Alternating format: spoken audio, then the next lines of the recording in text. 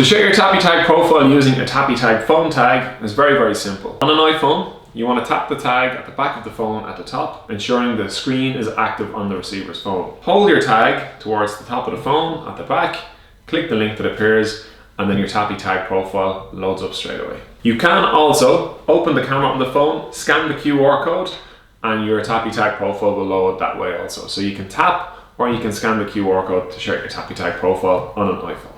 For Android users, it's a very simple solution to share your TAPiTAG profile using a phone tag also. Simply tap the Android phone between the middle and the top of the Android device. Ensure the screen is on and the NFC is switched on too.